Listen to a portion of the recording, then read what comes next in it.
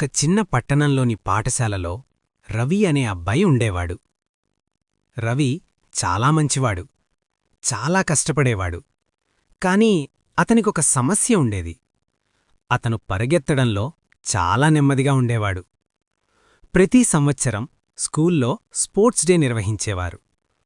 400 మీటర్ల రేస్ కోసం అందరూ ఉత్సాహంగా ఎదురుచూస్తుండేవారు. రవి కూడా ఆ రేసులో పాల్గొనాలని అనుకున్నాడు.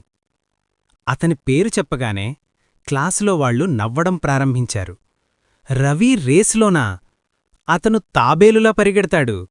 ఖచ్చితంగా చివర్లోనే వస్తాడు. ఆ మాటలు రవి మనసును చాలా బాధపెట్టాయి.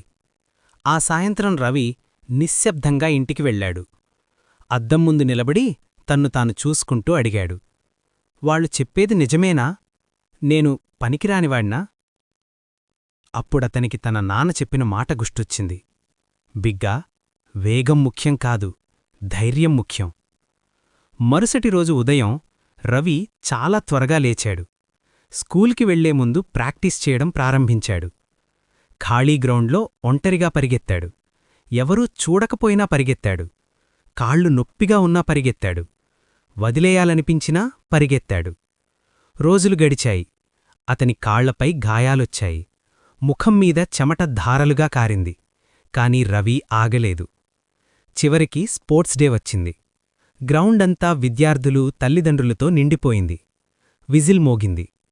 మిగతా పిల్లలు గాలివేగంతో ముందుకు దూసుకుపోయారు. కొన్ని క్షణాల్లోనే రవి చాలా వెనుకబడ్డాడు. జనం మెల్లగా మాట్లాడుకోవడం మొదలుపెట్టారు. కొంతమంది పిల్లలు మళ్లీ నవ్వారు. కాని ఈసారి రవి వాళ్లవైపు చూడలేదు.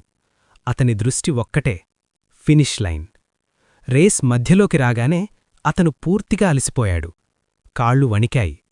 ఒక్క క్షణం ఆగిపోవాలనిపించింది. కాని వెంటనే గుర్తొచ్చింది. ఆ ఉదయాన్నే చేసిన ప్రాక్టీస్, ఖాళీ గ్రౌండ్, నొప్పి, తన కష్టం. ఒక లోతైన శ్వాస తీసుకున్నాడు.